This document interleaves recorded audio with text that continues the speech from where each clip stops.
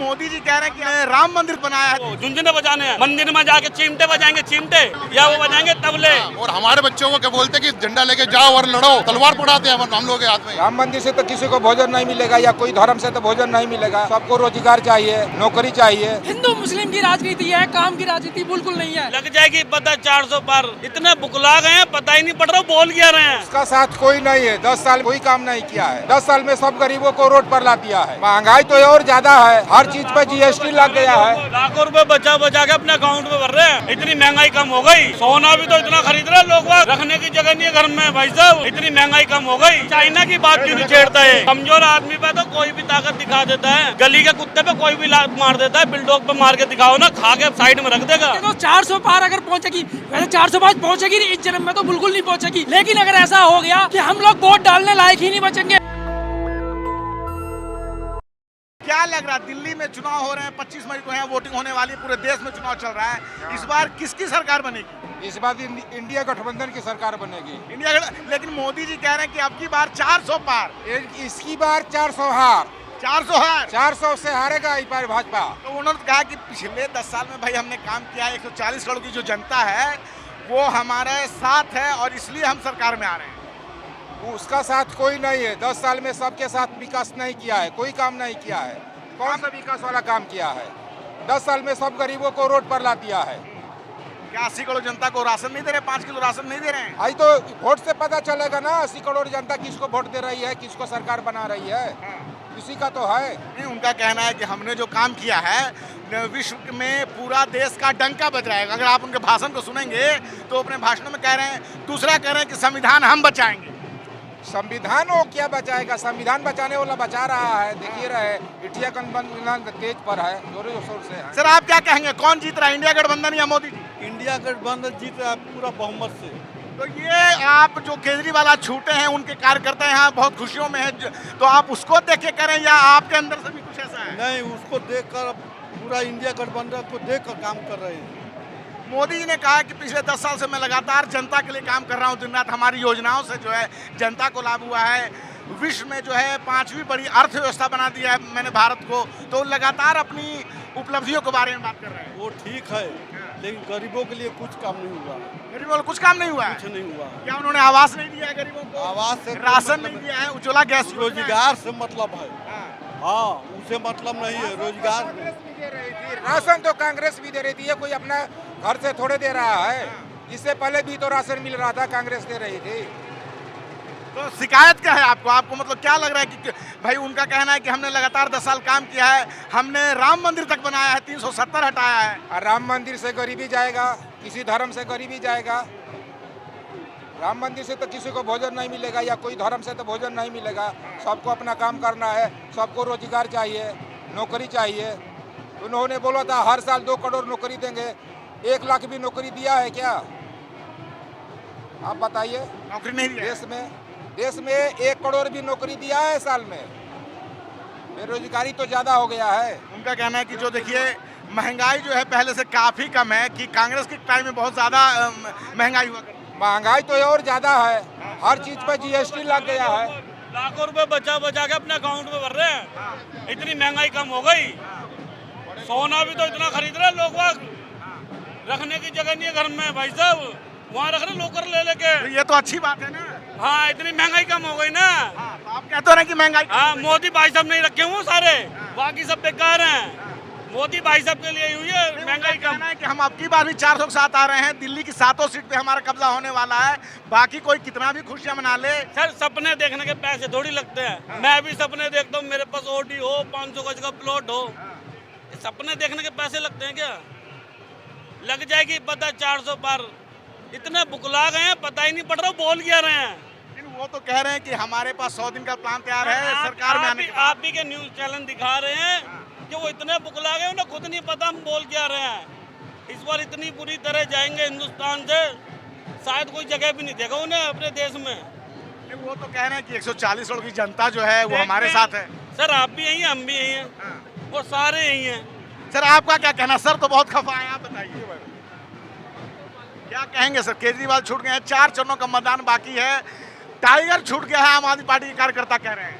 400 का तो एक पुलवामा में जो हमला हुआ था उसका ही पूछ लो। 400 पूछना चाहिए ना उसके लिए। मोदी अंबानी से पूछो, अडानी से पूछो, महंगाई के लिए। वो तो काला धन उनका टेम्पो में कर्जा- भर भर के उनका नहीं, कर्जा माफ उनका हो जाता है, गरीब आदमी का कर्जा माफ नहीं होता। सनी देओल का कर्जा माफ हुआ था, जी न्यूज का कर्जा माफ हुआ था, नहीं गरीब आदमी का नहीं होता कभी, जनता का नहीं होता। लेकिन आम आदमी पार्टी की ऐसी पार्टी है जो गरीब वाली सोचती है। आप कह रहे हैं कि उद्योगपतियों का जो कर्जा माफ होता है, लेकिन उनका कहना है कि उद्योगपति जो है रोजगार पैदा करते हैं, समाज के लिए बहुत ज्यादा जो है रोजगार देते हैं, तो इस कारण उनको कर्जा माफ करना पड़ता है। रोजगार तो करने वाला कौन होता है? रोजगार को करने वाला कौन होता है? उनकी फैक्ट्री में काम कौन, अडानी जाता है, अंबानी जाता है काम करने के लिए? ज्यादा नीचे वाले लोग जाते हैं ना, जो गरीब लोग होते हैं वही काम करते हैं, उन्हीं की तुम तनख्वाह काटते हो, उनको तुम कर्जा माफ नहीं करते उनका, और उनका कर्जा माफ करते हो जो करोड़ों अरबों रुपए में कर्जा माफ करते हो। आप उनका माफ उन्हें करिए जो उनके पास काम कर रहा है, उनका कर्जा माफ कीजिए। मतलब कर्जा माफ कीजिए आम आदमी का, बड़े लोगों का कर्जा माफ कीजिए। जैसे राहुल गांधी और आम आदमी पार्टी के जो केजरीवाल हैं वो कह रहे हैं कि अपने जो 21 या 22 उद्योगपति उनका कर्जा ये माफ करें। कि 21 उद्योगपतियों का जो कर्जा माफ किया 16 लाख करोड़, राहुल गांधी और आम आदमी पार्टी के केजरीवाल कह रहे हैं जी, तो आप उनसे कह रहे हैं। लेकिन जो मोदी जी का कहना है कि हमने हर क्षेत्र में काम किया है, हमारे शासनकाल में जो है विश्व में 5वीं बड़ी अर्थव्यवस्था बन गई, राम मंदिर तक बनाया हमने, कश्मीर से 370 खत्म किया हमने। वो मोदी से पूछना एक बार प्लॉट लिया ना, 370 टी वहाँ प्लॉट लिया था वहाँ पे क्या? 70 जो हटाया गया प्लॉट लिया था था, क्या वहाँ पे वो किसी ने? किसके लिए हटाया गया था? ये अडानी के लिए, अंबानी के लिए। करने के लिए। ये आम आदमी के कोई वहाँ पे जमीन खरीदने नहीं जा रहा, अड्डा किसी को बनने दे रहे वहाँ पे। ये जो कर रहे हैं ये अपना फायदा कर रहे हैं, पब्लिक का नुकसान कर रहे हैं। इन लोगों ने आज तक जो भी काम करा है ना पब्लिक के लिए नुकसान ही करा, फायदा कुछ नहीं करा आज तक। कोई रोजगार नहीं दिया इन्होंने आज तक। राम मंदिर बना किसके लिए बनाया? राम मंदिर कौन जाएगा? जो राम मंदिर जाएगा वो भिखारी बनेगा। शिक्षा शेरनी का वो दूध है, जो पिएगा वही धाड़ेगा। और ये काम करा केजरीवाल जी ने दिल्ली के सारे स्कूल 1 नंबर बनाए, सारे अस्पताल 1 नंबर बनाए, और उनके आगे आज तक कोई भी टिकने वाला नहीं है। शराब घोटाला भी किया, शराब घोटाला बिल्कुल नहीं करा। ये सब लोगों की चाल है इनकी, कोई सबूत तो दिखा दो। नहीं, सबसे बड़ा घोटाला तो सर वही है जो अभी गौतम गंभीर मेडिसिन का घोटाला पता है इनको? पता किया इन्होंने? गौतम गंभीर जो घोटाला कर रहा था मेडिसिन का, ऑक्सीजन जो पार्टी थी उसका घोटाला पता करा इन्होंने? अपने सांसद कुछ नहीं पूछेंगे। आओ गंगा जी बना दी इन्होंने कि बीजेपी गंगा जी हो गई, आओ गलत काम करके आ जाओ। कितने रेपिस्ट बीजेपी में आ गए, कितने लोग घोटाले वाले इनके उसमें आ गए, पार्टी के अंदर आ गए। दिल्ली में होर्डिंग बोर्ड में और पूरे देश में करा कि भ्रष्टाचार पे वार मोदी सरकार, कि भ्रष्टाचार को खत्म कर देना है। मोदी सरकार का ये नारा है कि भ्रष्टाचार भ्रष्टाचार खत्म कर तो रही है, अडानी कर रही है, सबका इनका भ्रष्टाचार खत्म कर रही है उनका, हमारा थोड़ी कर रही है। आगे ना तो दिल्ली में क्या पूरे हिंदुस्तान में चुनाव नहीं होंगे, ये तानाशाही सरकार बनेगी। चुनाव नहीं होंगे, चुनाव खत्म ही हो जाएंगे। ये चुनाव होने नहीं देंगे किसी का भी, क्योंकि इनकी सरकार बनने वाली है ना। इनकी सरकार अगर बनेगी तो भाई साहब एक आदमी के हिस्से में ना 4.5 लाख रुपए कर्जा आ रहा है। इतना कर्जा इन लोगों ने कर दिया हिंदुस्तान के ऊपर। ये लोग हिंदुस्तान को भिखारी बना देंगे ये लोग। इन्होंने आज तक करा क्या है? इन्होंने 15-15 लाख के सूट पहने हैं, हवाई जहाज में यात्रा करी है जी, अमीरों को और अमीर बनाया, गरीब को और गरीब बनाया। करा क्या इन लोगों ने, बताओ मुझे। मोदी जी कह रहे हैं कि इंडिया अलायंस की अगर सरकार आती है तो जो मतलब कि ओबीसी का जो आरक्षण वो छीन के मुसलमानों को दे दिया जाएगा। ये इंडिया अलायंस के आम आदमी पार्टी और कांग्रेस पे आरोप लगा रहे हो। भाई साहब एक बताऊं, इनके पास कोई मुद्दा नहीं है, सिर्फ एक हिंदू की और मुसलमान के लिए, सिर्फ एक हिंदू मुसलमान करते हैं ये लोग। जब ये इनका टाइम आता है मुसलमान का, ये किसी को किसी मुद्दे बात कर दिखा दो, कोई मुद्दा बता दो, काम किया कि इन्होंने क्या काम करा आज तक, जो काम इन्होंने करा एक दिखा दो ना, कोई भी काम करो। सारा इन्होंने भड़काते। चाइना की बात क्यों नहीं छेड़ता है? कमजोर आदमी पे तो कोई भी ताकत दिखा देता है, गली के कुत्ते पे कोई भी लात मार देता है, बिल्डोग पे मार के दिखाओ ना, खा के साइड में रख देगा। चाइना पे बात तो कांग्रेस की सरकार में भी आएगी, क्या उनके सरकार में विवाद नहीं हो रहा था? सर वो बात ठीक है, लेकिन इस टाइम पे कहाँ घुसा हुआ ये बता दो आप मुझे। चाइना उस टाइम पे नहीं घुसा हुआ था जो इस टाइम पे घुसा हुआ है वो।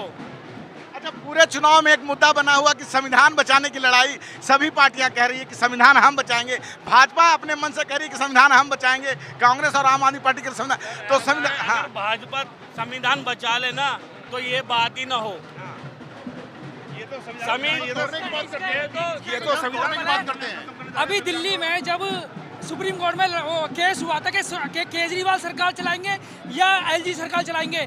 जैसे ही सुप्रीम कोर्ट का वो जवाब आया कि हाँ भाई इसमें जो है केजरीवाल की पावर है, केजरीवाल सरकार चलाएंगे, तो अगले दिन ही संविधान में जो है अमेंडमेंट लाके उसको चेंज कर दिया गया और बोल दिया गया कि ये जो है एलजी चलाएगा। अगर ये छोटी सी चीज़ हो सकती है तो 400 पार अगर पहुंचेगी, वैसे 405 पहुंचेगी नहीं, इस जन्म में तो बिल्कुल नहीं पहुंचेगी, लेकिन अगर ऐसा हो गया तो संविधान में अभी छोटा परिवर्तन हुआ है, बाद में आगे इतना बड़ा परिवर्तन होगा कि हम लोग वोट डालने लायक ही नहीं बचेंगे।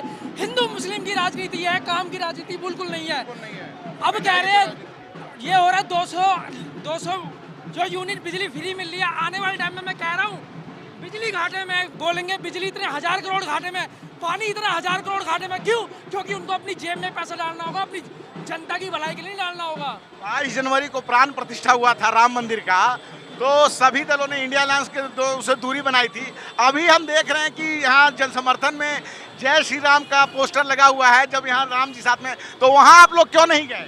सर देखो, राम जो है ना वो राजनीति से ना जोड़ो तो अच्छा है, लेकिन राजनीति के लिए राम बीजेपी यूज करती है भगवान को, हिंदू मुस्लिम को करती है। सिर्फ ये होता है। महंगाई के लिए कहीं पूछा कि सिलेंडर क्या रेट है, दाल क्या रेट है, कहीं पूछी? कभी नहीं पूछी होगी। सिर्फ राम मंदिर के राम आपके हमारे हिंदू सबके हैं, राम किसी पर्सनल नहीं है राम। ये जो है ना मंदिर जो बनाया था ना, बनाने के लिए आडवाणी जी गए थे सबसे पहले। आडवाणी जी जो है बीजेपी के अध्यक्ष है, तो इन्होंने आडवाणी का तो एक साथ सफाई कर दिया, उनको तो इग्नोर कर दिया। कहीं उन्होंने पूछा तक नहीं आज तक, उनको ना उनका कहीं नाम दिया आज तक इन्होंने, और प्रधानमंत्री बनकर बैठ गई इन्होंने। कभी भी इन्होंने सोचा कि भाई बड़े नेता हमारे पार्टी के, तो ये अपनी पार्टी के साथ में हम मिला कर ले चले इनको। तो जो है ये अपने बुजुर्गों को छोड़ता जा रहे हैं, तो आगे किसको साथ रखेंगे? ये क्या कहेंगे आप सर? यहाँ राम जी को लेके आई लव केजरीवाल, राम जय श्री राम नारा लगा हुआ है, लेकिन राम जी के प्रोग्राम से दूरी बना के रखी गई थी। सर ऐसा है, राम मंदिर कोई राजनीतिक नहीं है, ठीक है। ये जो बीजेपी वालों ने राजनीति में राम घुसेड़ रखे हैं ना, ठीक है, ये उनके घर का नहीं है। राम मंदिर पूरे हिंदुस्तान का है। अगर राम मंदिर पे ही काम करना है तो किसी और संस्था को दे दो ना, प्रधानमंत्री थोड़ी बैठेगा उसके लिए। अगर करने हैं तो और काम के मुद्दा करो, बेरोजगारी पे काम करो ना, ठीक है। लोगों को आप अग्निवीर योजना लाए तो है वो सर, 4 साल में आप अपने बेटे को भेज दो, 18 साल की उम्र में भेज दो, 20 साल 22 साल की उम्र में निकाल दो, उसके बाद क्या करेगा वो? झुंझुने बजाने हैं, मंदिर में जाके चिमटे बजाएंगे, चिमटे, या वो बजाएंगे तबले।